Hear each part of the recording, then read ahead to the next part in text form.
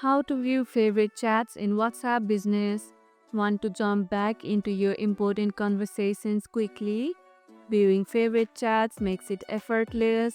At the top of your chat list, you'll see all your favorited chats. These are your favorites. You can click on favorites to open the favorited chat list. If you have favorited multiple chats, they'll appear in the list.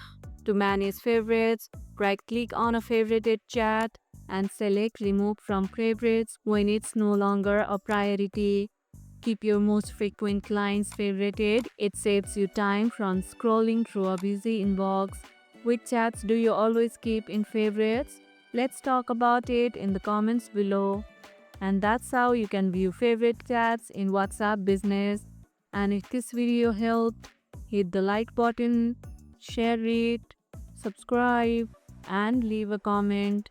Thanks for watching, and I'll see you in the next one.